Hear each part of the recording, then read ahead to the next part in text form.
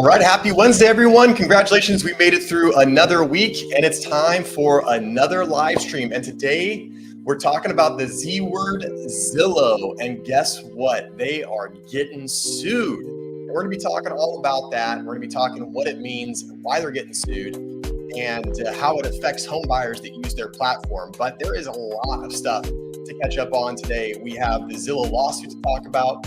We also have some huge developments with the brokerage Compass, who just bought Anywhere Incorporated, which is a whole host of real estate brokerages. So we're talking a little bit about that.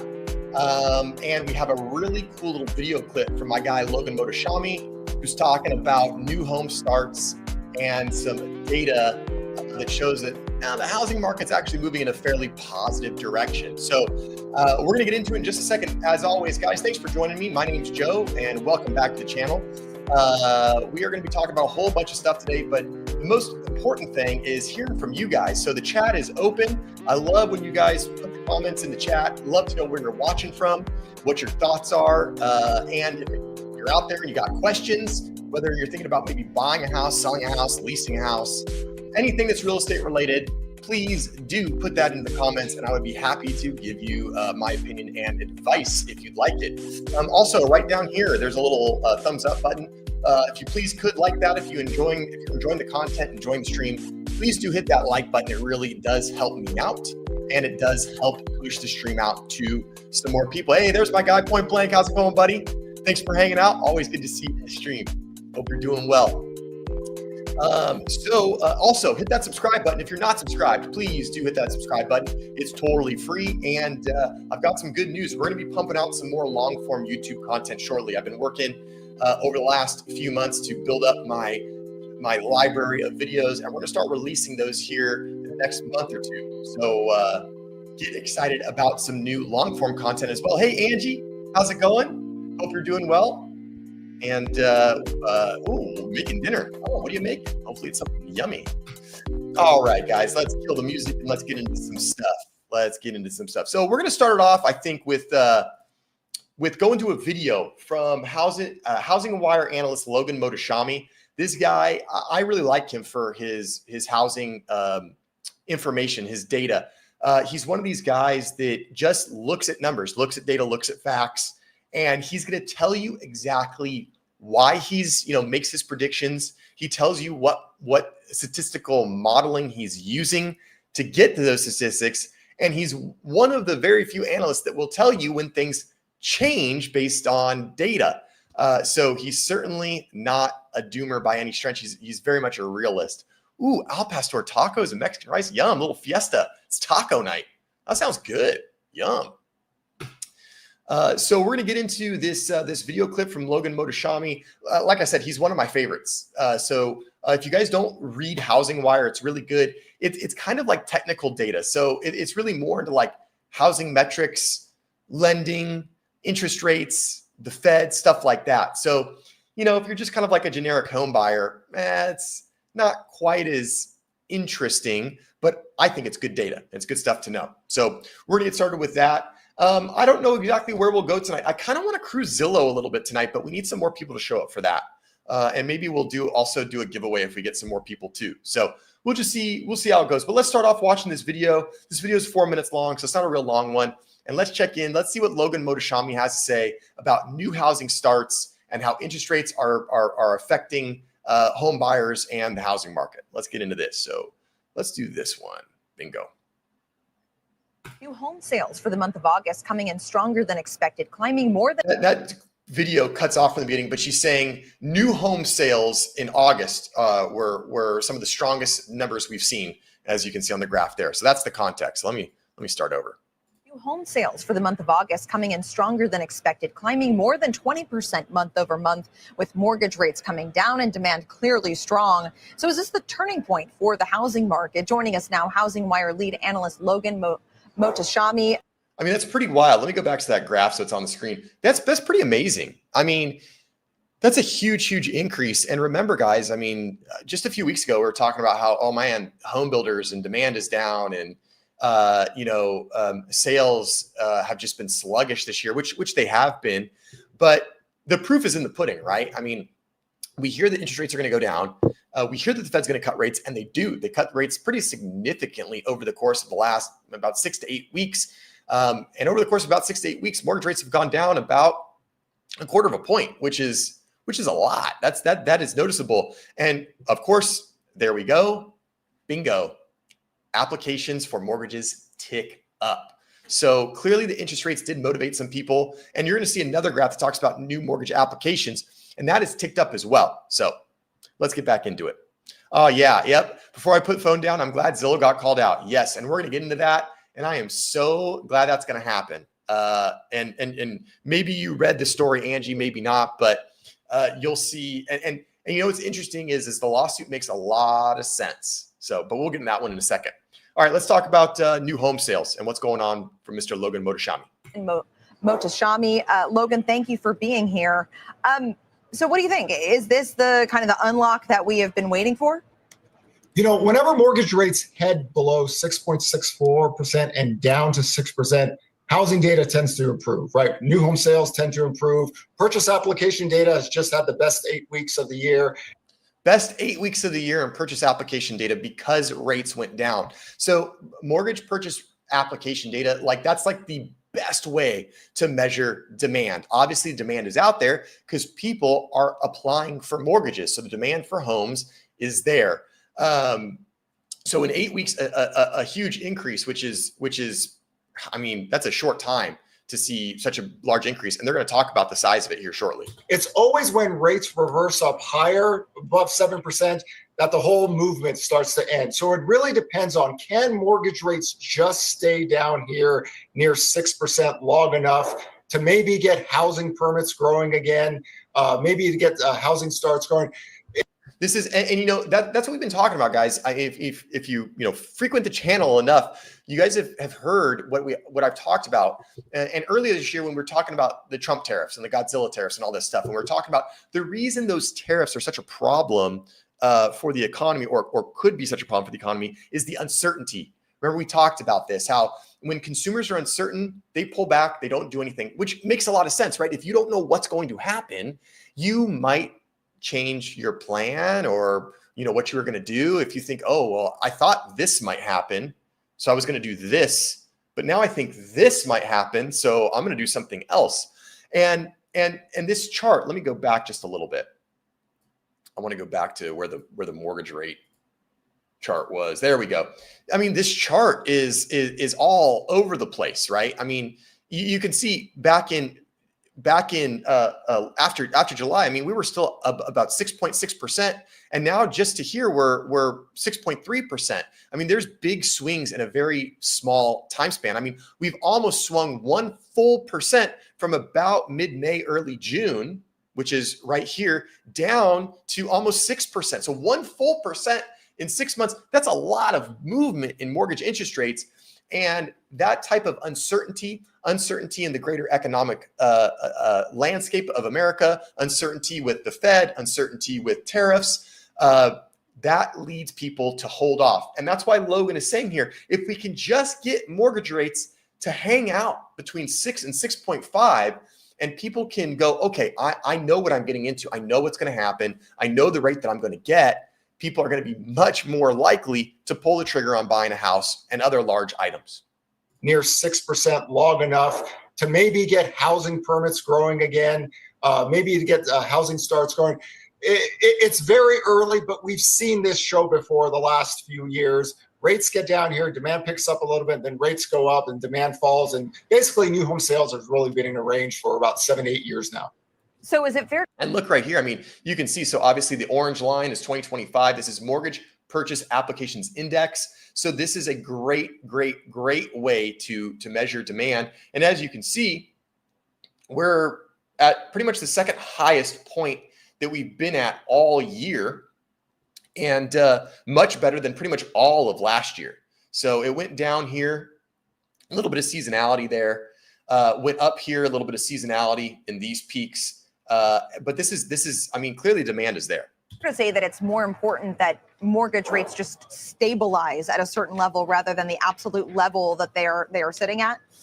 Considering how low sales are, if they just stabilize around 6, I personally believe the Fed is petrified of housing recovering, because people will start buying homes, having sex, having kids, buying more stuff. How are you supposed to balance an economy if more transactions and consumption goes? So to this regard, they always tend to get a little bit hawkish with their statements when the 10-year yield is down here and mortgage rates are down here. So I don't. Which makes sense, because the Fed is trying to basically make sure the economy is healthy and chugging along and doing everything, and the Fed, basically what Logan's hypothesis is, his thought is basically the Fed doesn't want a runaway real estate market, and if we cut rates again, they're afraid that those prices are going to just continue to accelerate at a very, very high pace, and that could lead to further issues with affordability, and that's what the Fed doesn't want. So they're trying to walk this fine line. So they kind of lowered rates a little bit, and then people got really excited. Oh wow, we're gonna have all these rate cuts in the Fed, and this is gonna be good. And then the Fed kind of said, well, don't get too ahead of yourselves. We might change our stance if you all get too excited. And that's kind of what we saw happen. I believe the Fed wants housing to come back, but if it stays around 6%, and this is only because the labor market is getting softer out there. Sorry, Beth Hammock. But if it just duration is the key, and if rates just go back up again, we're doing this back and forth with housing. The builders aren't going to be issuing new permits with their completed units at the levels they are today. Yeah, I was going to say, I mean, the long time thinking has been, unless you increase the supply, prices will just fill whatever savings you're going to make on a lower mortgage rate, right?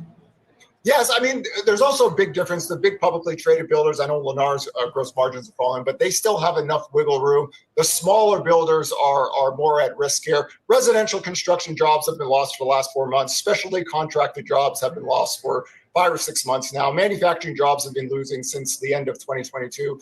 But getting down to 6 can at least give a little bit of life. It's the duration that matters for housing data, and the last 3 years have shown us this. Right. Where you say, I mean, does the median price, is it confusing? We just talked about Lennar ASPs down 9. Yeah, I mean, the builders are efficient sellers. They are not the March of Dimes. They're here to make money. So they will make deals where the existing home sales market still has to deal with a seller and a buyer. That's a whole different marketplace. So the builders are doing the best they can to sell product, except now completed units of sales are really at levels that if you go back 6 decades, the builders really start to pull back on construction. So they just got to move product. We haven't had this happen in the last 14 years for the builders. So they're here, they're efficient sellers.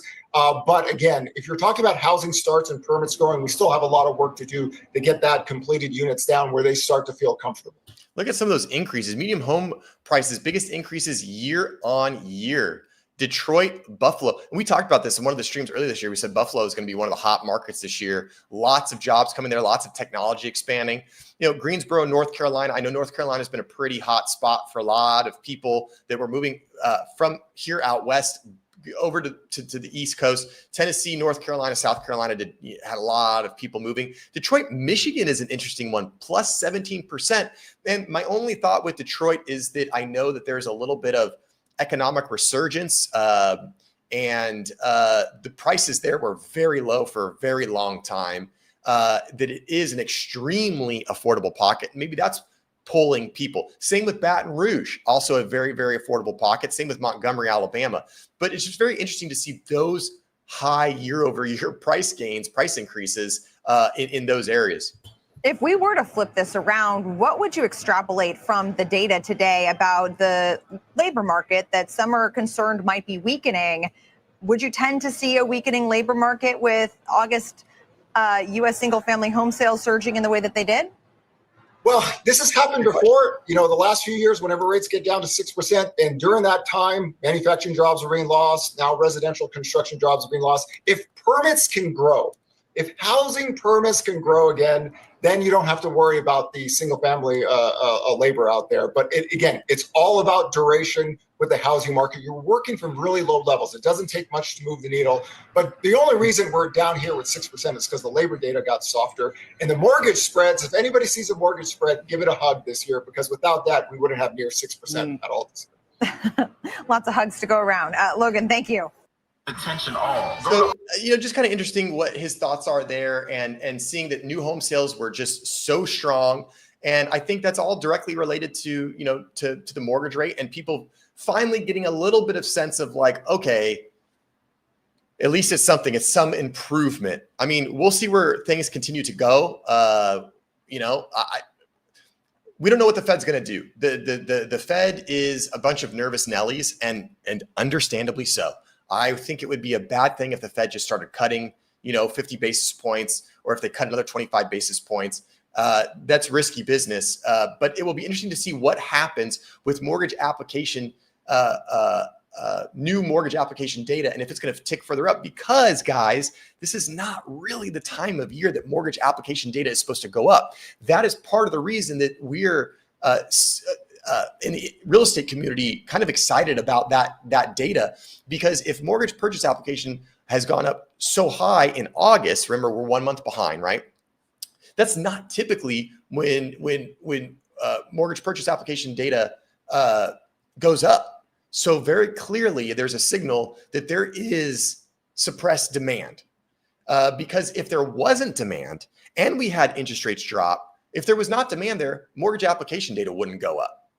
But it did. And it went up in August when it's basically, back to school, summer's coming to a close. Most people aren't looking to move. So I think that's another positive sign for the housing market and metric. There's still a lot of things that are up in the air, and we're getting to a point now, and we've been getting there for a while, where the housing market is only going to continue to get more and more and more localized and hyper local. So some markets might be facing challenges. Other markets might, be facing a little bit of an easier time, but we're just talking in general senses. And in general senses, mortgage application data is up, which means demand is up, and we're still seeing year over year pricing up. Now it's slowing down. It's not going up as fast as it was, but it's still up. So even though some markets have pulled back, even though some areas have lost value from the COVID days, certainly we're still not seeing any signs of a major crash, especially across the board. So let's get into the main event. Let's get into the feature of tonight. And this is Zillow facing a class action suit over their premier agent and flex commissions. So guys, I don't know if you're familiar, but when you go to Zillow and you request click a tour. In fact, I'm going to bring Zillow up really quick, just so you guys can see. And you know what? I'm going to show you one of my listings. All right. We're going to share this tab instead. All right. So you guys are probably very, very familiar with this view of Zillow. This is a typical property listing on Zillow. This is for one of my listings in the city of Ontario that we sold pretty quickly, and it's going to be closing escrow in about a week and a half or so. When you're here, you're like, oh, okay, great. Like I might want to see this house. And when you click contact agent, what's happening here is you're not contacting the agent that has listed this property. Now, a lot of you probably know that, maybe some of you don't. This is not connecting you with the listing agent. This form is connecting you with a Zillow agent. And that Zillow agent is paying sometimes up to 60% for you to click that button and reach them. It's like an internet lead thing, and agents can sign up and they pay big money so that when you go to Zillow and give them your data, they can pass it along to at least one real estate agent, and sometimes up to 3 or 4 real estate agents. So yes, Zillow absolutely is capturing your information, and they are selling it. That is their whole business platform. And they tried to make a business platform by being a brokerage and doing iBuyer. That was during the pandemic, when they decided that they were going to be like an open door, and that did not work out for them. They lost a ton of money, and they closed that program very, very quickly. So Zillow's whole business is basically taking listings from the MLS, taking listings that real estate agents get, putting it on their website, and then hoping that you go to their website and you click on contact the agent and connect with one of their agents. Then when you buy that house, that agent's going to turn around and that agent's going to break off Zillow some of their compensation. That's how Zillow makes money. So we'll get into the article. I just wanted to briefly explain how this works and what this looks like. So commit all this to memory, because now we're going to talk about the article, and you're going to start to see why this could be a problem for some people. Hey, Cackleberry, good to see you.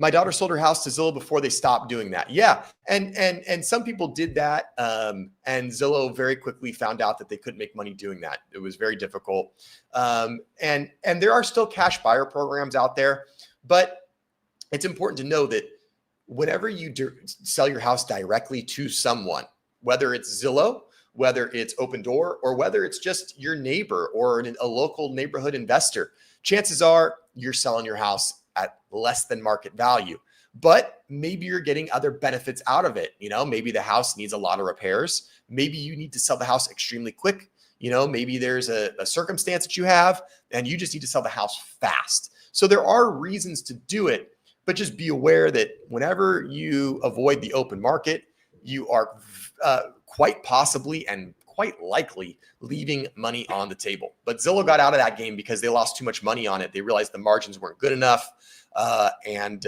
people just weren't going for it. So they stopped that. All right, so let's go back to our article now that you all have kind of an idea of how the Zillow thing works. So new lawsuit claims Zillow deceives consumers with agent referral practices. Zillow's premier agent and flex programs are under legal scrutiny for potentially deceiving homebuyers about agent relationships. The lawsuit argues consumers could negotiate better prices if connected directly with listing agents instead of Zillow affiliated agents. It's a summary of this article. Oh, there we go. Yeah, they just wanted out so they could buy a new house. Yep. And for some people, it's a good way to go. All right, Zillow is facing yet another lawsuit filed on Friday in U.S. District Court in Seattle. The lawsuit alleges that oh, you're not seeing this on your screen. You need to see this. Now you guys can see it. Bingo. Let's see, here we go.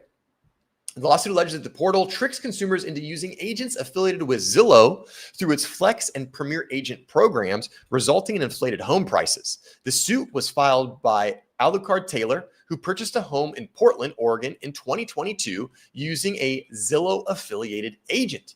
According to the complaint, when Taylor clicked the contact agent button next to the listing he was interested in, he assumed he was contacting the listing agent, but instead he was routed to a Zillow affiliated agent. This is extremely common. Almost everybody thinks that they're contacting the listing agent. In reality, they're not. And the worst part is not only are they not contacting the agent they think they're contacting, but they are contacting an agent that is elected to buy leads from Zillow. They have elected to contact an agent who has chosen to say, you know what, Zillow, I'm just going to give you a ton of money.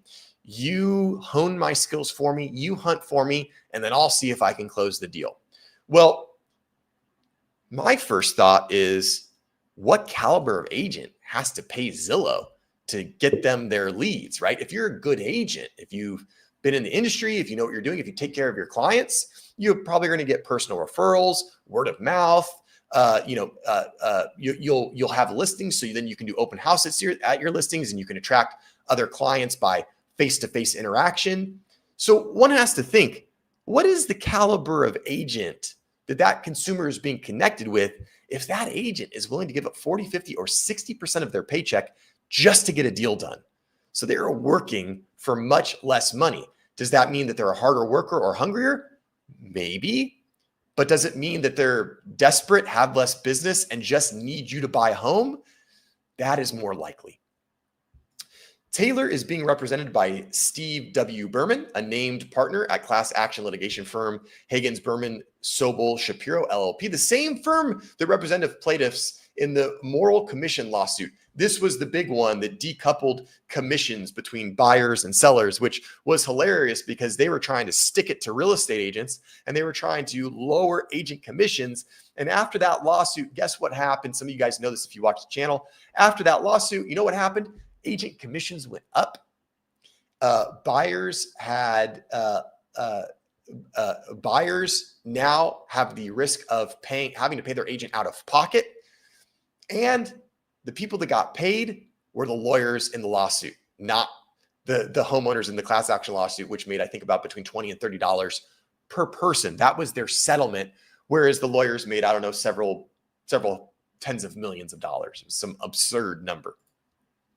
The suit claims that when a consumer clicks the contact agent button, which I just showed you, on a listing on Zillow, they're directed to a Zillow affiliated agent and not the listing agent of the property. That's absolutely true.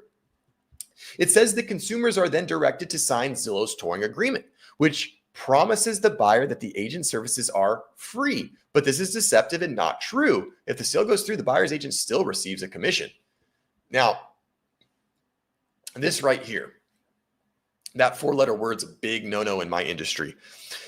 You, as a buyer's agent, even before the moral lawsuit where agent commissions were decoupled, even before that, we could not tell consumers that our services as buyer agents were free. Even though the buyer didn't pay us, we were compensated by the seller. We couldn't tell them it was free because somebody was still paying money. Free implies that no one is paying you money and that you're not getting compensated.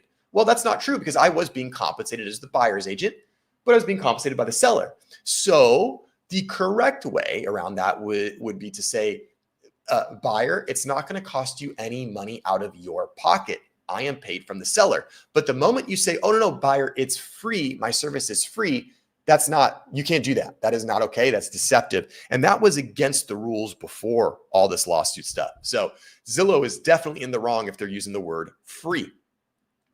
In addition, if the Zillow affiliated agent is a flex agent, he or she has to pay Zillow up to 40% of the agent's commission. The filing states, this cut of the commission paid to Zillow for no services rendered related to the real estate sale is never disclosed to the buyer or the seller. They basically are working it like a referral fee. The complaint argues that if buyers were directed to the listing agent instead of a Zillow affiliated agent, they would be better positioned to negotiate a lower purchase price because the seller would not have to pay commissions to the seller's agent and the buyer's agent. Now, the idea of this sentence here is correct, but in practicality, it's kind of not, because you can't say they don't know if they would be better positioned. They don't know what arrangement that seller has with that listing agent. They also don't know what that listing agent's brokerage will allow them to take or not take in terms of compensation. There's a lot of unknown variables. There's a lot of assumptions here. However, the main tenet, the main idea of this sentence does ring true, right? Because if a buyer came to me directly and said, "Hey, Joe, I'm interested in buying your listing. I see it's listed at 500,000. You know, my max budget is 485. Like I look at my pre-approval. See, it says 485. That's the max. But I really want to buy the house. I've got 10% down payment. I'm super committed. You know, will the seller take 45? And I say, well, no, the seller needs 500 because based on after their fees and everything, they need to net a certain number, right? That's what they have to get to pay off the house or buy their next home or whatever. And now, if that buyer says, well, Joe, I'm going to use you as my agent and you can rep both of us, you can do dual agency. It's legal in California. And if both the buyer and seller are okay with it, we can certainly do that. And if that buyer said, hey, listen, I'll do 485 and I'll buy the house, I'll make the offer, can you get the seller to accept it? Well, then if I go back and say, you know what, if my commission was going to be X%, but if I can also say, hey, okay, maybe I can get my commission and I'm not going to get the full commission that a buyer's agent would get, but I'll take maybe half of what that buyer's agent was going to pay. Maybe that makes sense. So let's put some numbers to it. And for all of those watching that are part of the DOJ or the Bureau of Real Estate, all of these numbers are for example purposes only. Commissions are not fixed by law. I have to say that. So let's just say, for instance, I sign a listing agreement with Angie in chat. And let's say I'm going to sell Angie's home. And she says, Joe, I think you're a great agent. I want you to sell my house. I say, okay, Angie, I can do that for you. And she says, and I say, Angie, my fee to sell your home is 3%.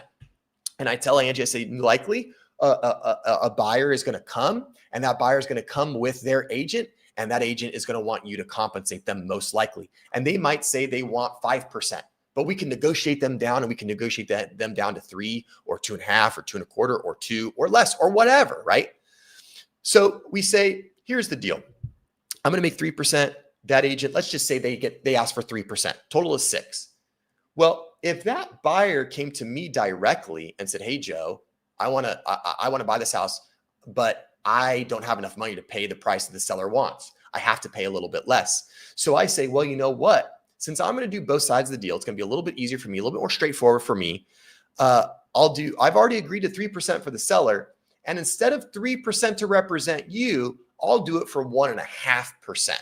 So what does that mean? That means that it saves the seller 1.5%.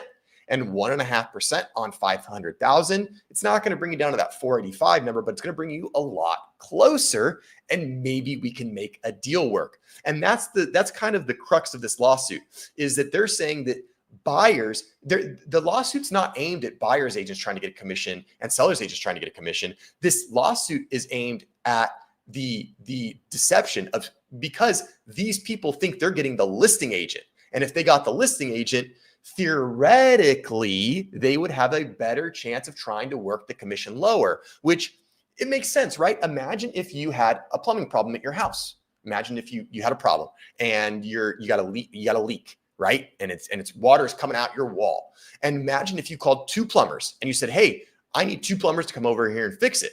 Well, those plumbers show up and they go, "We're each going to charge you $500. He's going to do his job. I'm going to do my job."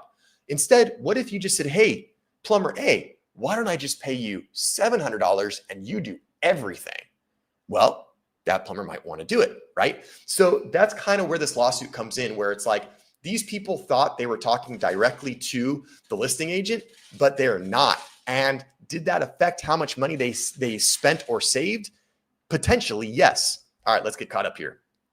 Angie, shouldn't have been more commission either way, since whatever agent made the deal is the one who owes the Zillow agent, not the seller. Yes, but what they're saying is because Zillow is saying, "Hey, agent, you got to give us 40% of your commission," that agent's going, "Ooh, instead of 100%, I'm only getting 60%. That means I'm not going to go lower on my commission because I'm going to make less." Does that make sense? Let me know if I need to explain that differently. No more than 1%, Joe. Hey, Angie. Hey, that's not a problem. If you were to contract me to list your house for 3% and I found the buyer, I would do it for 1%. That wouldn't be a problem. Do I do dual agency? I do. It's a tongue twister. I do dual agency. However, it has to be disclosed. I have to make sure that the seller's okay with it and the buyer's okay with it. If people aren't okay with it, then what I do is I will recommend them to a colleague that's trusted in my office. So that way I represent the seller, that colleague represents the buyer, and you each kind of, it's an arm's length. Everybody's got their own representation. If both parties are okay with it, I will do dual agency, and usually it does save some money. In fact, I just did that recently with a property here in Claremont. I sold a property off market. I went to that seller and I said, "Hey, seller," their house wasn't for sale, but I said, "Hey, I have a buyer that wants to buy your house. They don't want any other house in the city. They only want your house. If you're thinking about selling it, I can do the whole thing, and I can probably save you between 2 and 3% on commission, which is going to keep much more money in your pocket." And that's exactly what happened. And that's exactly what I did, is I ended up saving them about $27,000. And everybody was very, very happy. So that's good. Well, that's true, but not the seller's problem. Correct. It's not the seller's problem. It's the buyer's problem. Hence the lawsuit for Zillow, because this lawsuit is saying, "Zillow, you're costing these buyers money." So anybody who's bought a house using a Zillow Flex agent, get ready, because you might have some money coming your way from this class action. Do you work harder for the seller? This is a good question, Angie. And I'm going to be completely transparent and honest with you. As an agent, when I contract with you to sell your house, I have fiduciary duty to you. When I contract with a buyer to help them buy a house, I have a fiduciary duty to them. So one might ask, well, what happens when you represent both? How could you possibly have fiduciary duty to both parties? Well, it's difficult. You can do it, but it's hard. However, the max level of fiduciary duty in dual agency goes to the seller. But this is what I'll tell you, Angie. My reputation is very important to me. And I don't want anybody saying, oh, I feel like, Joe didn't fight for me or Joe was favoring the seller. I don't want that problem because that's how I end up in court. And I don't want to go to court. So for me personally, when I am in dual agency, I look at both clients as being absolutely the same equal of importance. I'm telling them, I'm counseling them just as I would if I didn't represent the other person, which can sometimes be difficult, but it is very possible. And given the situation, depending on how things are, sometimes it works out great and makes things much smoother. And sometimes it's not a good thing depending on the scenario and the situation. So it's really, really dependent on the property, the sellers. Is it a divorce? Oh, divorces are tough because usually there's some friction there. And then you don't want dual agency because then maybe husband or wife or whoever thinks, oh, it's not equal and fair. So it can be difficult, but it is possible. And at the end of the day, it can end up saving both the buyer and seller a lot of money. So for instance, if the home is really straightforward, it's super clean, the sellers and the buyers seem to be getting along, everything is good, and it's a pretty straightforward sale, dual agency usually is not a problem. But again, we have workarounds for that. So if I was in a position where they said, no, we really don't want that, I'd say, great, let me refer you to another agent in my office and you can work directly with them and they can handle the negotiation. I won't be privy to any of that. And you can talk with them. And that way you have your own representation. The sellers have their own representation, but still it's all kind of in one house and we can usually work with the fees on that. I wish someone would call me and want to buy my house. Yeah, it's you know what? It was an interesting phenomenon. And I knew that they had tried to sell the house earlier in the year, but it didn't sell. And my sellers saw it, or my buyers saw it when it was on the market, but at the time it was too expensive. It was overpriced. And so we waited, we left it for a year. They never sold it. And I just wrote them a letter one day and said, hey, I know you tried to sell your home a year ago. My buyers saw it then, but they didn't buy it because it was too expensive. They're willing to buy it now. If we can talk about price, and we did, we put it together and it worked out great. The sellers got the price they wanted. The buyers were comfortable with it. And just so you know, in terms of fairness, I did a market analysis report for the sellers, and that market analysis report I sent to the sellers and the buyers. So they had the same information so they could see exactly why I recommended the price that I did. And I said, sellers, I recommend this price. And I told the buyers, hey, I recommended the sellers this price and here's why. And when we all sat down and looked at the data together, we said, yeah, this seems about right. We can agree on this price. And we did. And it was actually a really, really smooth transaction. And the buyers and the sellers are actually like kind of becoming friends now. So, which is a good thing. Yeah, it can be a problem if you have a crappy agent doing dual agency. It can be a problem. Yeah, it can be a conflict of interest. Kind of goes back to my comment with Angie, where it can be a conflict of interest if it's not done properly. And that's part of the reason why I don't mind when people come up to me and they're like, Joe, I want to buy the house, but I don't want to participate in dual agency. Okay, great. We have a workaround for that. We got a plan for that. The agent I've been working with is telling me she has buyers and would take 1%. I'm not necessarily thrilled. I mean, here's the thing, Angie. Again, like I was saying earlier to Cackleberry, she might have buyers. I'll tell you what, every agent that smells a motivated seller is going to say they've got buyers, which is why when I did the same thing, I wrote the letter to the sellers of the house, and I said, this is the only letter I've sold. Here are the names of the buyers. This is them. This is what they're looking for. They're looking for your floor plan. And that's how I was able to convince them that I had serious buyers. All the time you hear people, agents say that, oh yeah, no, I've got buyers. I got buyers that'll buy your house. Yeah, and I'll do it. And then what they do is they make you sign a listing agreement. And then they say, oh, actually my buyer, I don't have a buyer anymore. He went away. But good news, I can put your house in the market. We'll do an open house and we'll find you another buyer. And they just got you into a listing agreement. So you do have to be a little bit careful with that. And you just got to make sure that they're being truthful and honest and they're representing themselves correctly.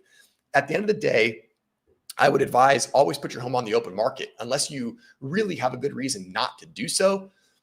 Say, that's great that you got buyers, put it on the market, make them bid against each other. And if she's got multiple buyers, they should be bidding against each other. And then you should be getting the very best price you can.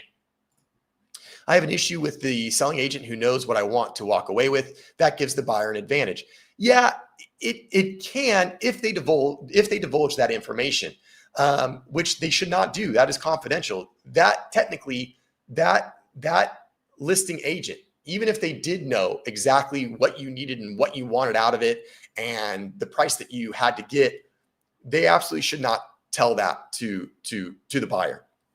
If they do, that's on them. And will you know if that happens? Maybe, maybe not. And that's why, you have to work as an agent, you have to work dual agency very, very carefully because you don't want anybody making those accusations against you. So hopefully that clears up some of your questions, but keep the questions coming. This is what I love. I would actually prefer to do this than just read articles to you guys. So keep the questions coming. It's fun for me and I really enjoy doing it. So while you guys think of your next questions, I'm going to go back to this article and we'll keep learning about this lawsuit. All right, let's continue with it. It also incentivizes Zillow Flex agents to prioritize receiving her full commission at all costs, even if the buyer loses the bidding process. Since the Flex agents only effectively receive 1% commission from the purchase of a home after paying the hidden Zillow fees and commission to their firms, they have no practical flexibility in negotiating a lower commission, the filing stage, which this is true. I mean, give you an example. If this was me and so you have a Zillow agent and they're only getting 1% because they got to pay Zillow, then they got to pay their brokerage, then they got to pay taxes. Now they're working for pennies. They're not going to discount that commission because they're already hardly making anything. On my end of things, I don't pay Zillow. I don't advertise with them because thankfully I'm blessed. I'm a good agent. I have a book of business. I get personal referrals, a lot of personal referrals. I get people that know me in the community because of my community involvement. So I don't have to pay Zillow. I work for a great brokerage and I produce a lot and my fees to my brokerage are extremely low. So that means I have a lot of flexibility with my commissions because I make a large percentage of the commission. So for instance, an agent gets paid 2% to buy a home. That Zillow agent might only keep 0.8% of that 2% or 1% of that 2%. If I get paid 2%, I keep about 1.95%. What does that mean for you as the buyer? That means I am much more willing to take a discount because instead of 1.95%, maybe I would take 1.75%, right? But that Zillow agent's absolutely going to be way less motivated to do so because they're already making pennies on the dollar. Sellers are stuck with paying 6% commission or more because the buyer Flex agent is receiving such a paltry sum in return. So basically what they're saying that buyer's agent's still going to try to get 3%. The listing agent probably agreed to 3%, and that's keeping the commission high at 6%. Again, the whole idea was to get commissions down for consumers. Zillow's Flex, thereby increasing the purchase price of the home for the buyer. Zillow's scheme has the intent and the effect of unlawfully maintaining high and inflexible commissions that drive up the prices that buyers must pay, which I gotta say, I don't know if that's their intent. That's kind of a leap, but is it what it's doing? Yeah, I think that is what it's doing. Don't you think buyers will just wait to buy until the new year since many are expecting 2 more rate cuts this year? I'm thinking about waiting to sell until March now. So uneducated buyers, yes. I mean, right now, it's Angie, it's September 24th. We're getting into the off season, if you will. In Southern California, in our market where you are, it's not as big of an off season as other parts of the country where there's inclement weather, but still we see a slowdown. So I think buyers are probably just going to be a little less motivated over the winter season. However, what do we start the stream with? Buyer demand is up because interest rates tick down. However, regarding interest rates, I don't think we are going to see meaningful mortgage interest rate reductions. I think any mortgage interest rate help has already been baked in for at least the first 6 months of 2026. I do not believe that the Fed is going to make any drastic changes to the federal fund rate. And I think mortgage interest rates have already made the movements that they're going to make. I do not anticipate them to go much lower than they are right now unless we receive more economic data that would cause the Fed to make changes or would cause interest rates to go lower, i.e. jobs and inflation. So do I think that buyers will just wait to buy until the new year since they're expecting 2 more rate cuts? I don't think so. I think that buyers at this point are seeing the relief that they're getting. And if a home comes up that they like, they're there. Now, naturally, we have more buyers come March, April, May, because that's naturally, the natural seasonality of the market. If I was you, Angie, and I don't know the type of home you're selling, and I only have a rough idea of the neighborhood and city that you're in, but if I was you, and if I am correct in the caliber of home that you're selling, I would probably wait until March or April anyway, because that's likely when we will still more or less probably have around the same interest rates. Hopefully they stay stable. And I think you'll have a larger buyer pool out there. That's my thought. But it's really hard to know, right? It's like you're asking me to get the crystal ball out, and I'll do the best I can. Don't hold me to it.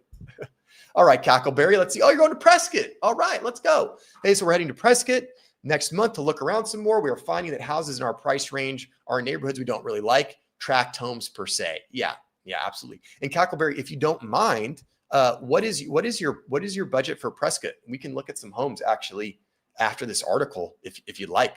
And if you need an agent out in Prescott, I got a really good one out in Prescott if you need one. So just as a reminder. Hey, David, how's it going, buddy? Good to see you. Good to see you. Hope you're well. Yeah, David, hey, thanks for the reminder. Everybody hit that like button, hit subscribe. That like button is just right down here somewhere. Go ahead and smash that thing and subscribe if you haven't. Thanks, David. Hope you're doing well, buddy. Good to see you. Good to see you. All right, what else do we got here? Cackleberry. Good. We got some comments rolling in. I like this. Let's go back to full screen Joe here. So we're, yes. Okay. We already talked about that. Yeah. So if you want it, Cackleberry, if you want to tell me what your budget is, we can do some window shopping on Zillow if you want. People just seem to be unsure now and just waiting. Yeah. People have been unsure this entire year. They've been unsure this entire year. And like Logan was saying, yes, we've had a huge increase in mortgage purchase application. But again, everything has been so low over the last few years that even when there's a small change, it looks big. So even though we've had a big increase in mortgage purchase applications, that does not mean that it's like, oh, buyers are flooding the market. And yes, Angie, you're correct. People have been unsure all year. People have been unsure with the administration. People have been unsure with tariffs. People have been unsure with the Fed.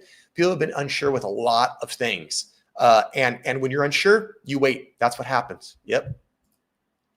Let's see. All right, Cackleberry, would it be better to go for a patio home, townhouses that aren't attached in a neighborhood we like, or go for a bigger house in an area that we don't like as much? Okay, so this is my thought on this, Cackleberry. I would go with a patio home in an area that you like. What are the first 3 rules of real estate, class? Everyone together. The first 3 rules of real estate are location, location, location, right? You can change the home. You can change, the backyard and all that stuff. You can update it, but you can't change where it is. So I would certainly go for location over picking a house that's a little bit larger in an area that you don't want. But that also has the caveat of, do you like patio homes? Are you okay? I mean, I like them. I think if you're older, looking for lower maintenance, maybe downsizing, a patio home could be great. It's going to be lower maintenance. If you're going to travel, you don't have to worry about, the lawn and watering and things like that. So I would go for location and a patio home over the bigger house if you really like the location that much more. All right, Angie, I'm also hoping capital gains are increased, which they've been talking about that. Yeah, that would be a good thing. Honestly, Angie, that's probably one of the better things worth waiting for, because in your position, and again, I don't know what equity position you're in or anything like that, but the position that you're in, I think it sounds like you're probably going to have some sizable capital gains. As with most California homeowners, if you've owned the home for more than about 15 years, you're going to have big capital gains. So that's that could be something worth waiting for. Good question. Probably 400 to 500K tops if we can get a good price for our house. Okay, good. So we're gonna remember that. We're gonna go over to Zillow after we finish up this article, and we're gonna cruise some houses for you, and we're gonna see what we got. Angie saying hi to David. Yeah, making the circuit. Red, hey buddy, how's it going, Red? Thanks for hanging out. I think the tariffs and the new administration are the real downers. Red, I'm not going to disagree with you. I don't know for certain, but I think you're right. And I don't get into politics here, and I'm not talking about the politics of things, but I'm talking just about the crazy vast movements. Again, we've talked about this before. The American people, the general public, they're like wild deer, okay? They don't like sudden movements. They don't like loud noises. And imagine if you went up to try to pet a deer, you just want to make very, quiet, slow movements. And this administration likes to do things like that. And it scares people away. So yes, you're right. I think the tariffs and the administration are definitely downers. I think they're certainly causing a lot of doubt, a lot of uncertainty, and that's leading to some of the things that we're seeing in our economy. Oh, you even got a house you want to look at? Perfect. We'll run it. We'll do it in just a second. I would go for area I like unless you really need the extra space. Yep. Exactly. I'm right with Angie on that. Hit the nail on the head. That is what I'm trying to tell my husband, but he isn't keen on patio homes. But we have to think about upkeep as we aren't getting any younger. Yeah, I know. And I understand the patio home might come with an HOA, and maybe that's a little bit of a downer. I understand that. But if the HOA is reasonable, or if there's no HOA, I think, maybe the patio home's the way to go. We all need them increased. I got news. We all need them increased. Yep. Love the location of the patio homes. We are staying in one that is an Airbnb when we go out, so we can see what it'd be like living there. That's a great idea. We talked about it on the stream that sometimes the best way to test drive a house is to Airbnb a neighborhood, right? Airbnb the city that you're living in, especially like you're doing, Cackleberry, moving out of state, right? You're going from, not only are you just moving out of state, but you're moving from like a mountain, kind of like a mountain kind of woodsy town, and you're going to Prescott, which is kind of a mountain town, but it's different. So I think it's a great idea. Yeah. Do the Airbnb thing. For sure. All right. So let's get through the rest of this article. Then let's go hit Zillow and try to find Cackleberry a home. All right. Here we go. According to the complaint, Zillow has furthered its scheme through its listing standards policy, which requires sellers to make their property available for display on Zillow within 1 business day of publicly advertising the property. And we talked about that, the Zillow listing ban. This policy effectively requires sellers and their agents to forego using other initial methods to advertise the home sale. The effect of this policy is to inflate the unjustly earned profits Zillow receives from its deceptive conduct as it continues to increase its dominance of the market, the filing states. I mean, this just sounds like a bitter lawyer wrote that, right? Just crazy. Inflate the unjustly earned profits from Zillow, deceptive conduct, increase its dominance. I mean, they're not wrong, right? They're not wrong, but it's some strong words there. The complaint comes that through these actions, Zillow has violated the Washington Consumer Protection Act, the Real Estate Settlement Procedures Act, RESPA, and is unjustly enriched by allegedly profiting from hidden fees. Hey, I think they're onto something here. And this is crazy because this is the same Joker that really did the lawsuit that affected me and all of my industry. And luckily it affected us kind of actually in a positive way, much to their chagrin, I'm sure, because they thought they were taking us down. But I think this is great. I think what they're going after Zillow for is great. And I, as an agent, have always thought it was deceptive to have contact agent. It needs to explicitly say you are not contacting the listing agent, or there needs to be a button that says contact listing agent, contact Zillow agent, or something like that. They need to do a better job. It is absolutely deceitful. Yep. That's exactly it. And let me go back to the Zillow listing really quick so you can see how they steal my hard work. And the reason I say they steal my hard work is because it's very difficult to get a listing as a real estate agent. That's one of the hardest things to do. The whole goal is to get listings, right? So I work my little tail off to build relationships, to market, advertise my services, and make connections with people to get listings. Then I get a listing on Zillow. I pay for these photos. Zillow puts them on their website. They basically take my hard work, make it their product, and then they put this button on the side, the contact agent, and it doesn't go to me. It goes to a Zillow agent. Wouldn't the fair thing be, hey, wait a minute, Joe worked really hard to get that listing. Joe presented this listing really well, did a great job marketing it, great photos. Anybody that reaches out regarding this should probably go to Joe, right? Well, that's not the case. And the only mention of me is right down here. You probably can't even read that. It's probably so small on your screen, you probably can't even read it. But there I am. It says listing provided by Joseph Pareca. It does have my email address, no phone number, and you can't click on anything. So you can't contact me anywhere on this.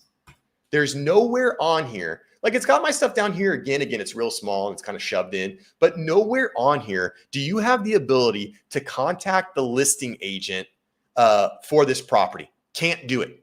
You can see who it is, and then you could send me an email or you could look me up or whatever, but you can't do it. So yeah, it's absolutely deceptive. And that's why I think there should be a contact listing agent button, or this should say contact a Zillow agent. And there should be a thing that pops up that says, just so you know, you're not contacting listing agent. This is a Zillow agent.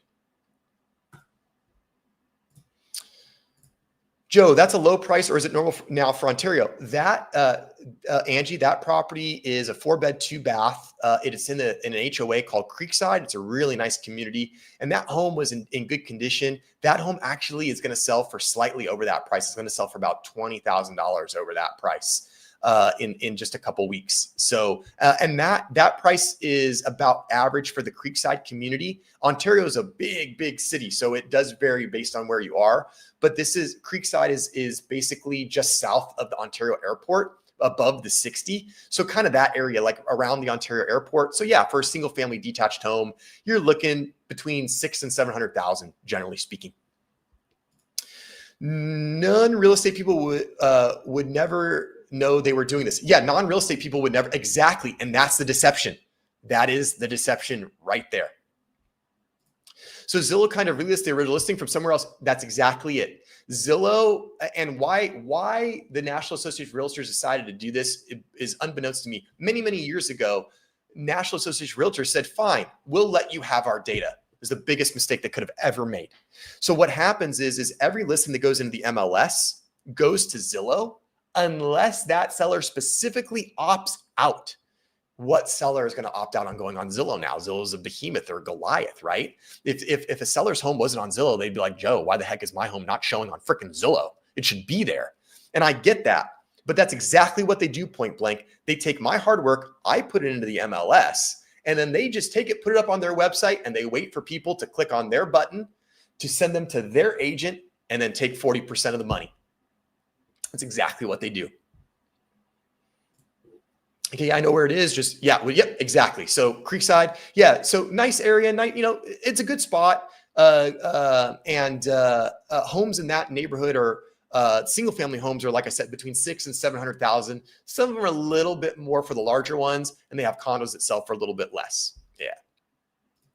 Thought the prices would be higher. Yeah, well, you can still find some stuff that's affordable. And actually, let's go to this really quick because we're talking about it. It's a cute house. It's a corner lot. It's really clean. The owners have done a great job taking care of the place. As you guys can see, it's in good condition. Obviously, it's expertly marketed with wonderful photos to make people want to come see it. But here it is. Double pane windows, luxury vinyl flooring, the recessed lighting, newer air conditioning, had a backup generator. So it's just nice, double pane sliders. Not super upgraded, but very nicely maintained. Very nicely maintained. So yeah, that's a kind of your typical 4-bedroom house in Ontario, and it's going to sell for between $650, $700, pretty much for the most part. Our days on market actually went down last month. Yeah, that's good. That's a good sign. That's a good sign. Joe, you should come to Idlewild and sell my house. Sure, let's do it. Let's do it. Let's do it, Cackleberry. you let me know. I'll be happy to do so. And if you're serious, I'll be happy to come up. In fact, I actually have to go out to Riverside. I have to go out to Riverside next week. I'm happy to take a trip. I'm going out that way. Let's do it. All right. In fact, what I'm going to do is Cackleberry. I'm going to do this for you.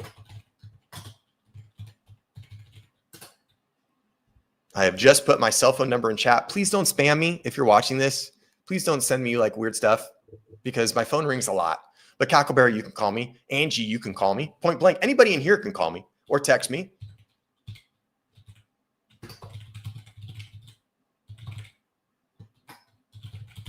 And there's my email. So if you want to send me an email, you want to send me a text, you want to send me want to give me a call, you're more than welcome to. Be happy to talk. All right, guys, let's go back to what we got here. Let's finish this out. Then we can go look for Cackleberry's replacement home in Prescott. The suit is seeking class action status for all U.S. consumers who have purchased a property listed on Zillow and were represented by a Zillow affiliated buyer's agent. So there you go. This is one of these things where, like Angie mentioned, not the seller's problem, correct? And sellers won't be involved in this class action lawsuit. This is now going for buyers with Zillow. So you had to buy a home that was listed on Zillow and you had to use a flex agent, and you're going to be looped into this. In an emailed statement, a Zillow spokesperson wrote that the company plans to vigorously defend itself against these allegations. This complaint fundamentally misrepresents how Zillow operates and the value we've delivered to buyers, sellers, and real estate professionals for nearly 2 decades. That's all BS. Contrary to its claims, we stand by our long-held belief that buyers and sellers deserve to have the choice to work with an agent who is committed to their best interests and only represents them, the spokesperson wrote. This is a joke because listing agents can be flex agents too. So this doesn't, just by using a Zillow agent doesn't necessarily mean that you're working with an agent that doesn't also represent the seller. And this whole part is completely, I mean, I don't know how Zillow is going to defend this. It'll be very interesting to see how Zillow defends this because I don't think it's going to be possible. In mid-August, Higgins Berman initiated an investigation into a real estate agent practices regarding home sale transactions. In a release, the firm claimed that its research had identified allegedly deceptive practices that it claims may have impacted consumers nationwide, violating their consumer rights and causing home sellers to overpay.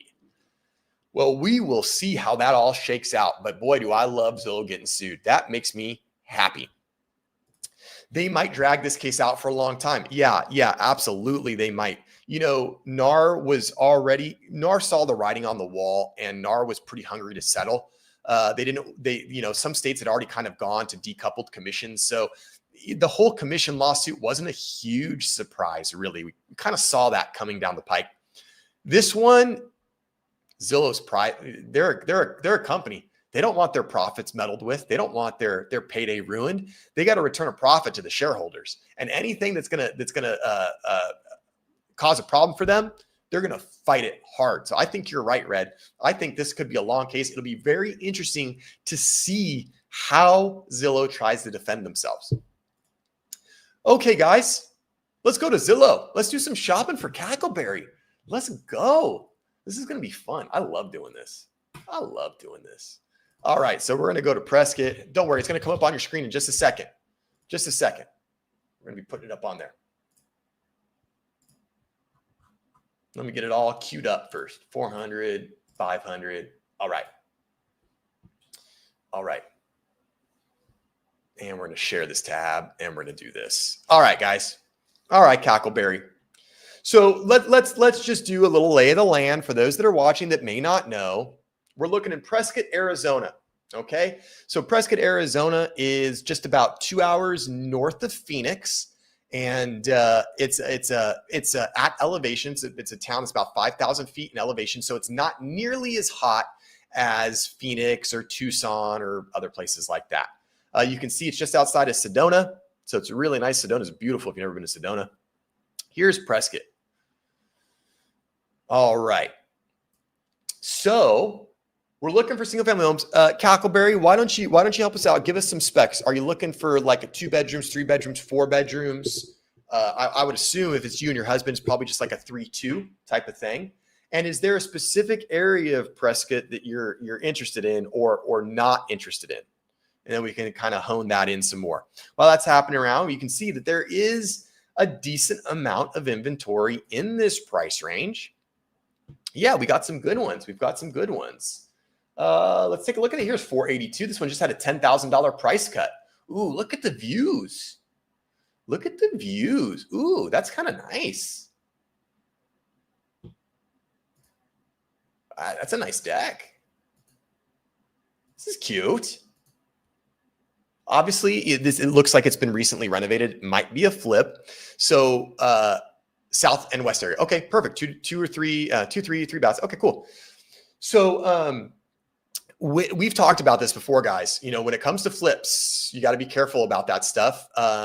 They can look really, really pretty in the photos, but you got to take a really close look when you go see them in person, because the quality might differ. The quality could not be what you think that it is. But this is pretty nice. I really like to see the mini split systems in here. A lot of homes in Prescott don't have AC because it doesn't usually get above about 90 degrees there. It's really nice when they have these mini splits. They're super efficient, super quiet, and they work really, really well. This one's got a nice walk-in pantry. So here you go. This is kind of a nice one. Updated bathroom. Cool. All right, so let's go back to, Prescott Valley. No, yeah, exactly. We don't want to live with old people. Okay, cool. Yeah, Prescott Valley, your budget's good. You don't need to be in Prescott Valley unless you were like, we need a 5-bedroom house for $400,000. Then you're going to be in PV. But no, you got plenty of money to stay in Prescott. So let's go back to our map. South and west of Prescott. Okay. So yeah, so I don't know, like, how south, but Prescott's pretty big. So this would kind of be a southern portion. So here's one for $449. Oh, this is like one of these like geodesic. This is kind of cool. But this is a particular like flavor and style. I could understand if maybe you weren't interested into something like this. This is kind of like specific, right? Like this is kind of unique and stuff. Oh yeah, let's take a look at your patio home address. Let's do that. And then we can see what you're looking at. We can talk about this a little bit. Let's do this. All right. Let's see. 1665 Quail Run. There we go. Oh yeah, this is good. Yeah, okay. This is nice. Built in 86, a little bit newer. Yeah, small lot. Okay, HOA is reasonable, $235 a month. That's not bad. Not bad. All right, let's read here. What do we got? Guys? So welcome to this immaculate 2-bedroom plus den potential bedroom patio home. So it's 2 bedrooms, but it could be a third in desirable Hidden Valley Ranch. It's a good community. New roof coming soon, featuring updated flooring and a beautiful updated kitchen. This home offers a modern and clean aesthetic appeal throughout. The light and airy open floor plan enhances the spacious feel, while the quiet location ensures privacy and tranquility. Enjoy a peaceful retreat in your private backyard, perfect for relaxation or entertaining. With a 2-car garage and close proximity to the clubhouse, this home offers both convenience and comfort. Lock up, leave, and take your trip. One of the things I do like about patio homes, and especially as people age and get older, if you want to do some more traveling, patio homes are really great for that because they're low maintenance, don't have a big yard, don't have a big property that needs, I got to make sure that everything is going to stay healthy while you're gone. Easy. Low monthly $175 HOA includes pickleball, racquetball, pool, clubhouse, and more. Move in ready. So interesting. I'd want to know what the discrepancy is here because this says 175 HOA. This says 235 a month HOA. So I would be interesting to see what the difference is. My husband wants 20 acres in Peoples Valley. Peoples Valley is the middle of nowhere. Peoples Valley is a very interesting place, very, very rural, very, very off the beaten path. You could certainly buy 20 acres out there. Probably not maybe what is the best decision. This is nice. I mean, this is good, especially if you guys are interested in potentially downsizing. Let's take a look at it on the map because, location.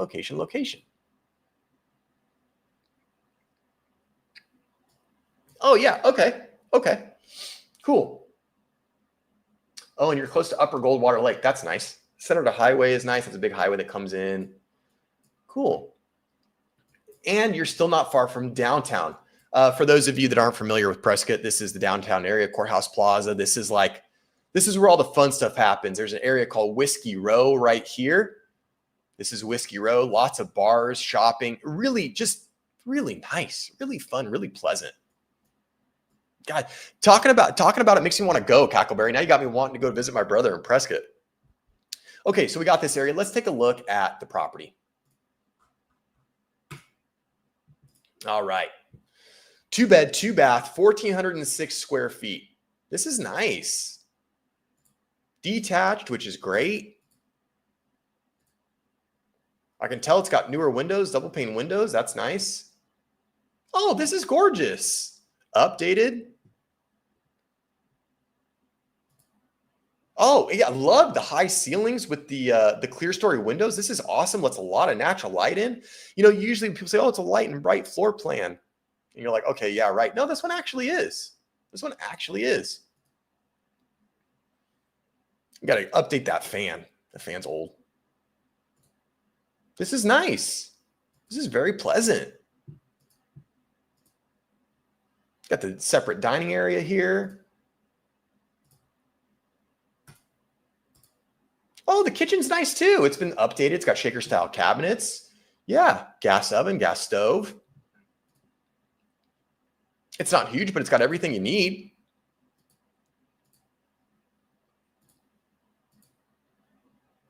Oh yeah, vaulted ceilings in the master, or in the primary, excuse me.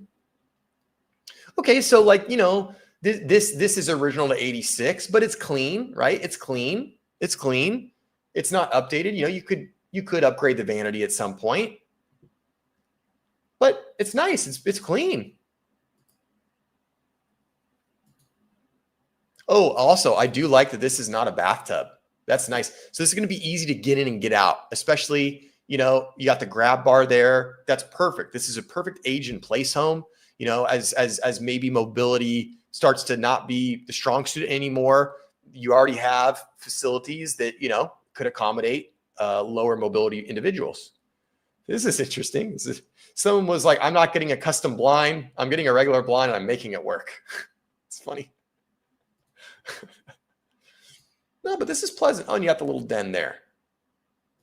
Yeah, this is very nice. Oh, they have like a weird, like collapsible door. That's kind of interesting. I would maybe switch that out for like a barn door or something.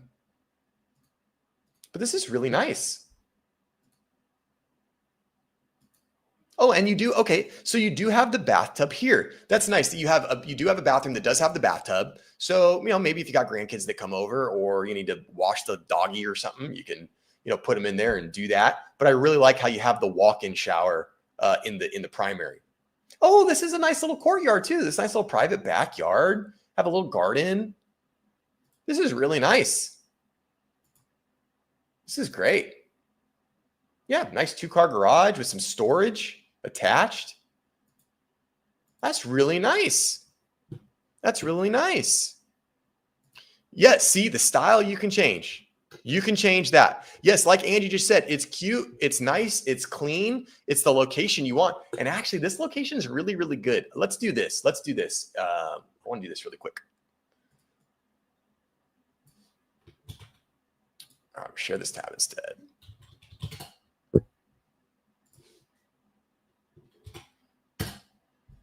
All right, and let's get directions to Prescott Court. There we go. Oh, you're 7 minutes to downtown. That's amazing. That's great.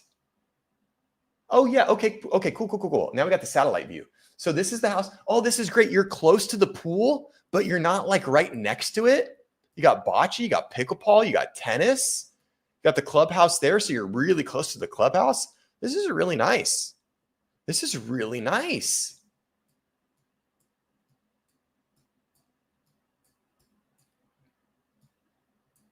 And the other thing that I kind of like too about this Cackleberry is like you're in a community like anywhere in Prescott, like there is a little bit of forest fire risk, but it's nice that you're kind of in here a little bit. You do have a little bit of risk here with some open land, but you're tucked in a little bit. But I love that you're close to downtown. This is some of my favorite places. I love being over here. Oh, it's so much fun. I think this is a great location. That's a great location. That's a great location.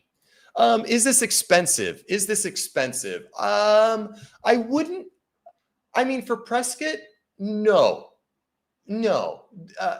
I mean, like, like with all areas, right? Like you're going to have your luxury prices and stuff, but this is fairly reasonable. This is fairly reasonable. Your husband says it's not worth that much money. Well, then what I would say is write a lower offer, because the worth is determined by a willing, ready, and able buyer. Let's go back to the listing statistics and take a look here. They've been on for 80 days. And they did a price cut of $14K. So just yesterday, they lowered it. They were at $499. They brought it to $475. You know what I would do, Cackleberry? If you like this house, and I don't know if the timing is right, I don't know. But like if I had a buyer who was interested in this specific property, I would give it another about week or 2 weeks. And then I would hit them with like 445 and see what they say, see what they do. Especially if you've got flexibility, right? And you don't need to buy the house and you can kind of take the gamble, take the risk of potentially a lowball offer. Most sellers aren't going to want to do a discounted price so soon after a price modification. Oh, I stopped sharing. Oh, let me share this really quick. I don't know why I did that. There we go.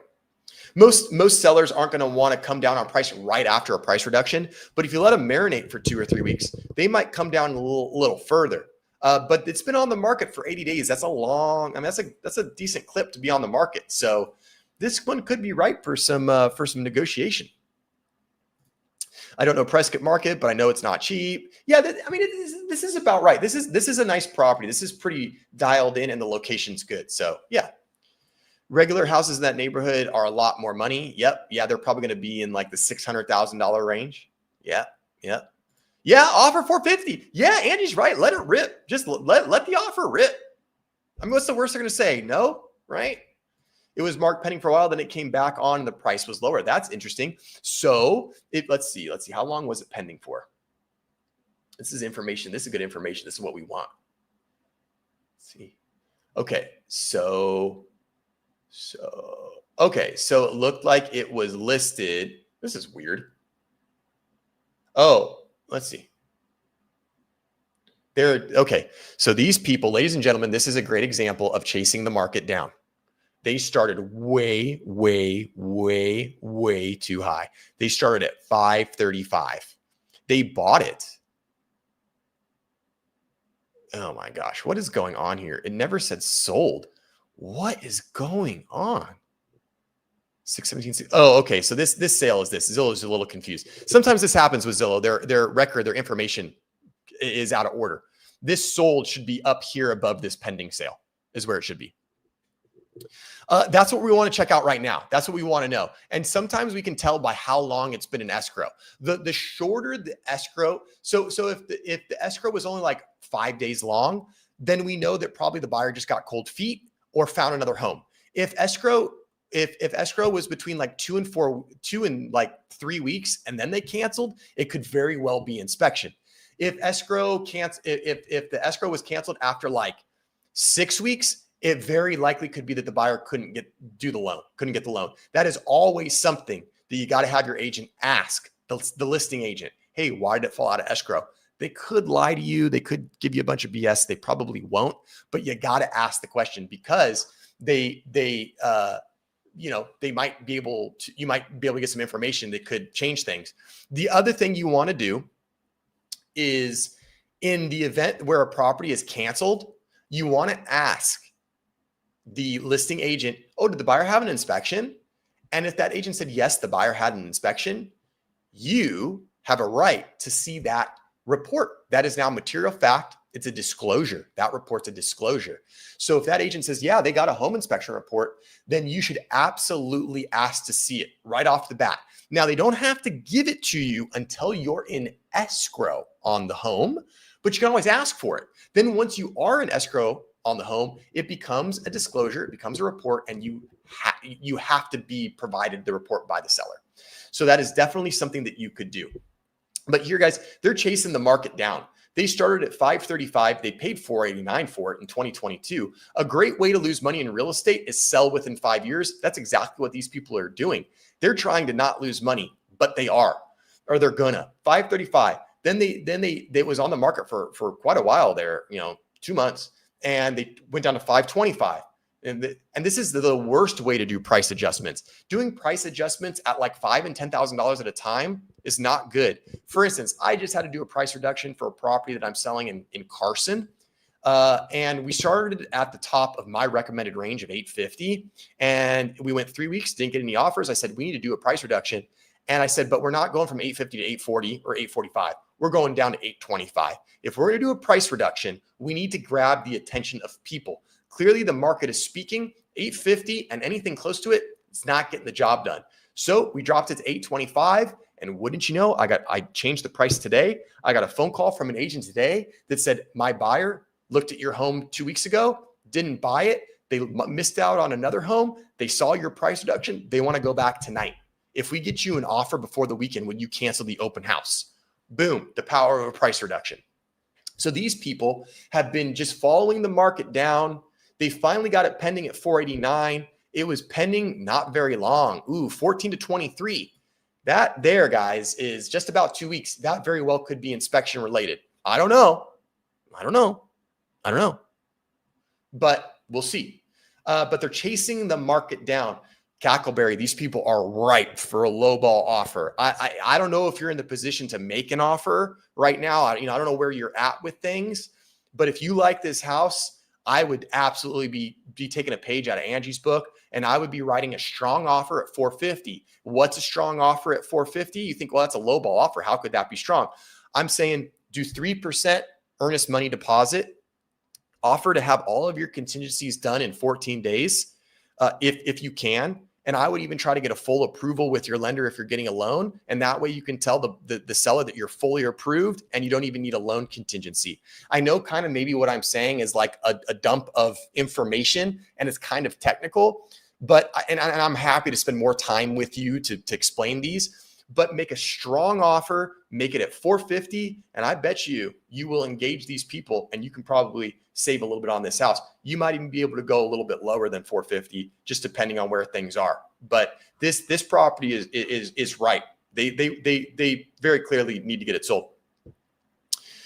Here's the one we're staying at. Okay, let's take a look at where you're staying. 1449.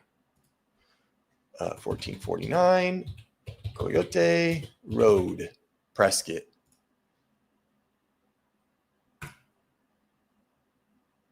Okay, so this one sold for 460 on 2022. So this would be a good comp.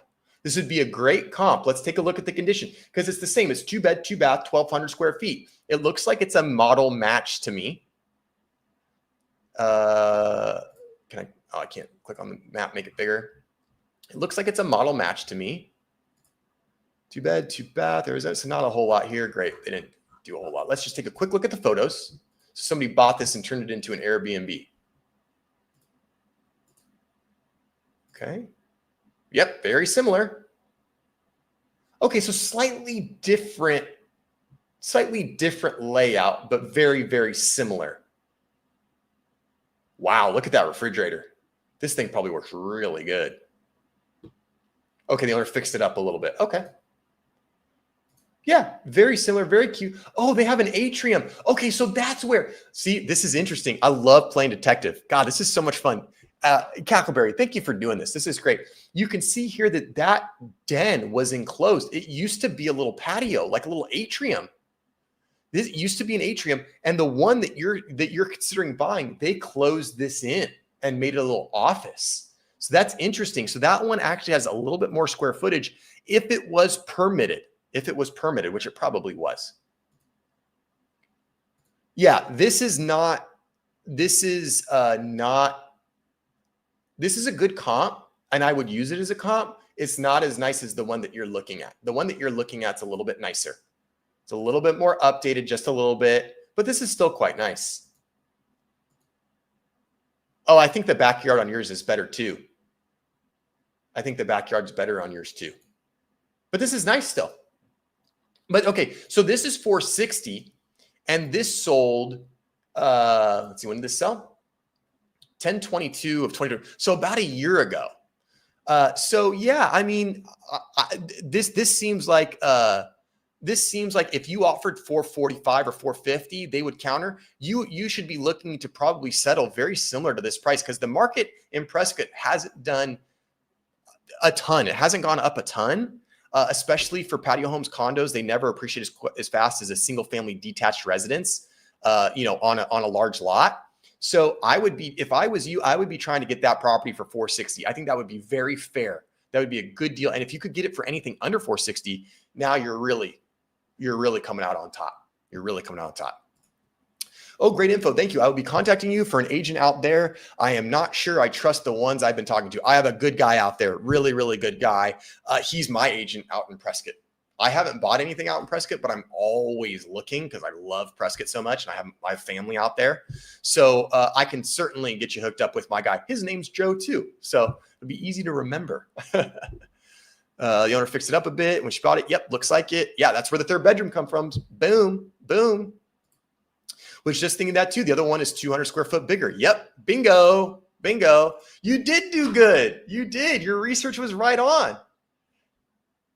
Don't worry, I'm not going to buy yours. I'm not ready yet. I'm not ready yet. And if I was going to buy something, I would buy probably something really close to downtown, like maybe like something small that's got some character, maybe a little bit older, because that's what I like.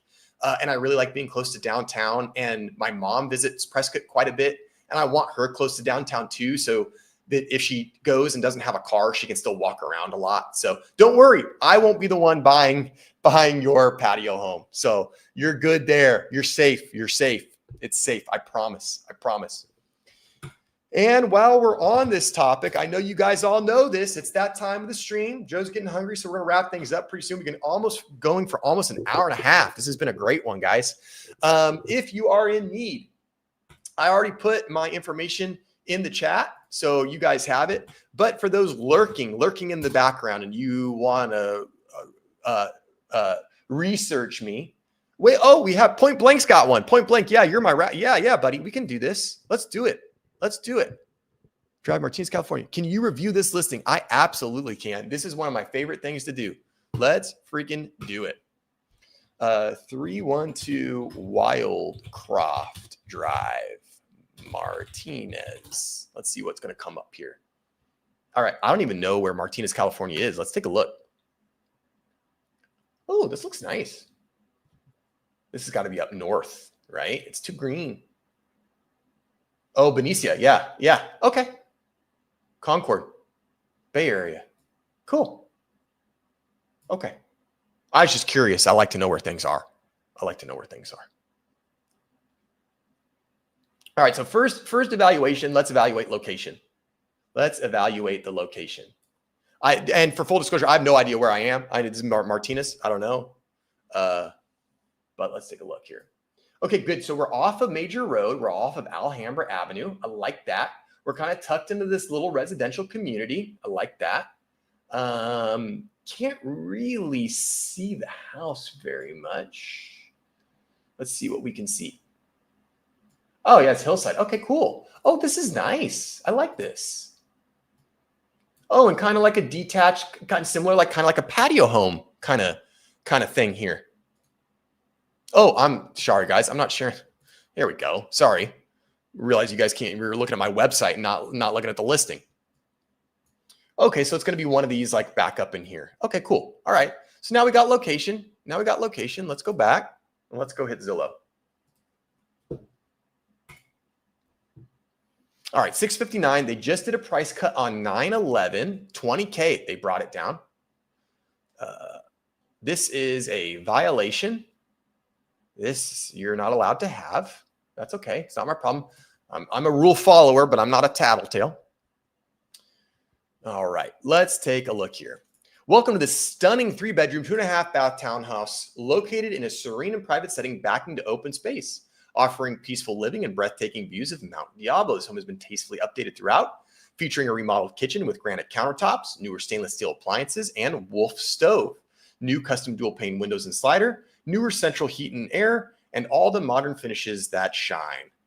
Enjoy newer flooring and fresh paint throughout, creating a clean and contemporary feel. The spacious layout includes a private backyard and deck, perfect for outdoor dining, entertaining, or simply relaxing in nature. Additional highlights include a 2-car garage, convenient inside laundry, and a host of thoughtful upgrades that make this home truly move-in ready.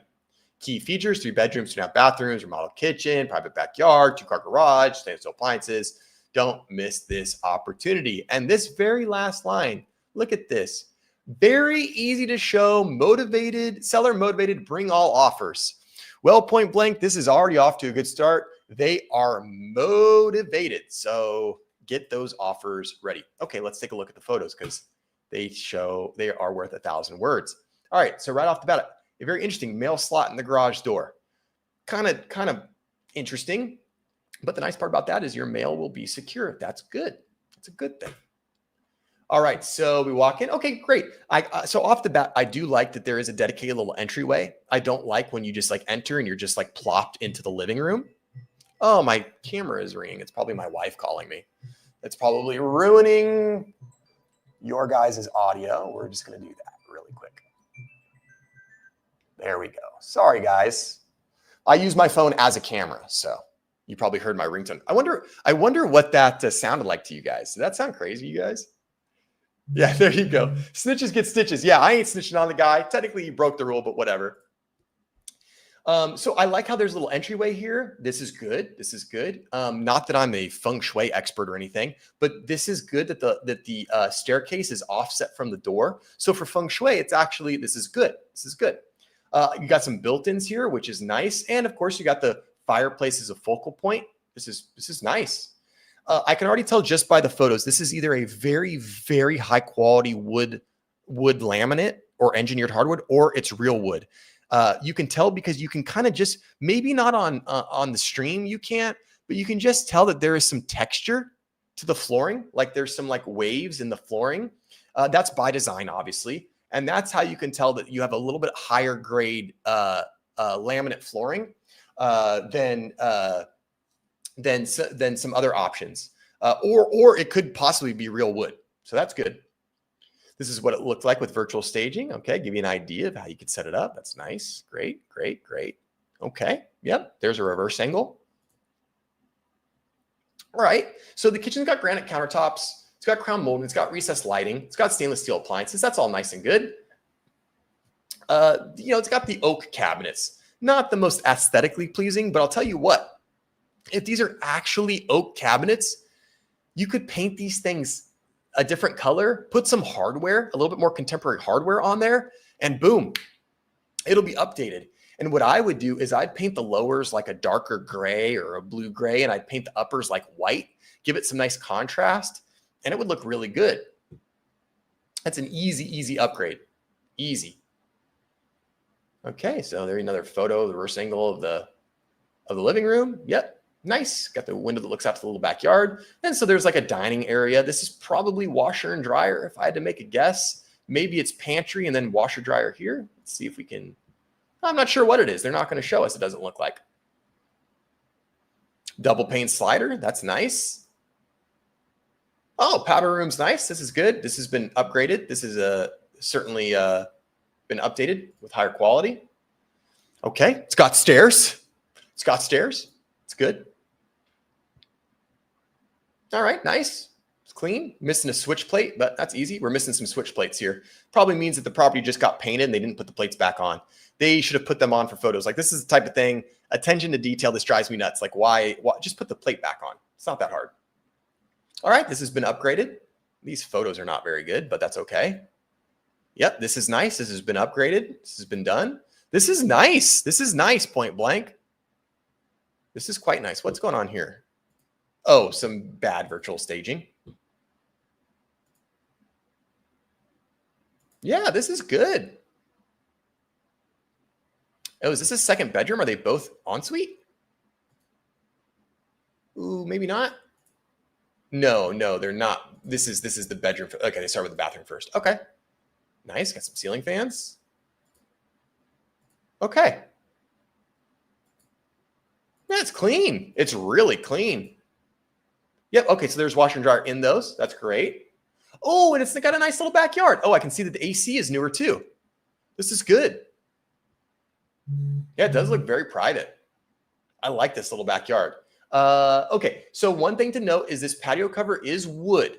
So you're going to want to make sure that when you have the home inspection, take a close look at that. These are ripe for termite and dry rot. This one looks pretty good based on this photo. I don't see any super obvious problems, but still nonetheless, you got to check that because these are notorious for dry rot, wood rot, and termites. So you're going to definitely want to check that. All right, let's go back to the listing and take a look at the history. All right, so it sold in 2010. Okay, so this is a good sign for you, point blank, because these owners have been here for 15 years. That's good. That means they paid $300 for it. They listed it too high. They listed it way too high. Like, what were you thinking? What did the comps say? But this means that they're probably pretty eager to sell. They've been on the market for, what'd I say? How long? 97 days. Woo-wee. So 97 days, that's a long time. They've been on the market for 97 days. They probably have a decent equity position in the house because they only paid $300,000 for it. So unless they refinanced and did stupid things with the money, they probably have a decent equity position, which means that they're definitely going to be open to taking a lower price. This is good. I can't run comps. Point blank, let's do this. Next week, if you're here next week, we can dive deeper into this and I'll comp out this neighborhood. I'll look at sold listings and we can even take a deeper dive if you'd like. Like if you're serious about the property and you're thinking about doing something, or even if you're not, if you're just curious and you want to know, it's been a little while since I did a live stream where I showed you guys how to run comps. So we can definitely do that again. So point blank, it looks like a great property. The seller's definitely motivated. They should have good equity position, which means they should be able to take a lower price without being distressed. And it certainly looks clean. And I don't see any problem with the location on it. The location looks actually quite nice. You're not on a major road. You're tucked back in. It's an end unit, it looks like. So it's going to be a little bit more light and bright. So all that looks good. So yeah, point blank, if you're here next week and you want to run some comps, let me know. Just remind me and let's do it again. But for now, ladies and gentlemen, Joe has to leave you because he has to go eat dinner. But this has been a phenomenal stream. Really, when you guys participate, it's so fun for me. And it really, really makes the stream that much better. So thank you guys for hanging out with me on Wednesday night. We'll be back again next Wednesday, 6:30. I don't know what we're going to talk about. I know that Florida's doing something about property taxes. There was an update with that. We might take a look at that. Ooh, maybe we're going to talk about Compass buying a bunch of real estate offices. So maybe we'll talk about that. I'm not sure, but thank you very much for giving me some of your very, very valuable time. I really appreciate it. Have yourselves a wonderful week. As always, it's a crazy world out there. It's wild. Do something nice for people. Let someone in traffic. Hold the door open. There's too many crazies out there. Try to be positive, okay? Guys, it's been a wonderful stream. Angie, thank you. Point blank, thank you. Cackleberry, thank you. Oh, you're welcome, Cackleberry. And don't hesitate. Call me or email me if you've got specific questions or if you want a name for that agent. Call me or email me or text me. I'll be happy to talk with you and happy to answer any questions you have and give you any more information you might need. All right, guys, that's going to do it for me. Have a great rest of your week. I'll see you next time. Have a good one. Thanks for joining the stream. See you next time. Bye.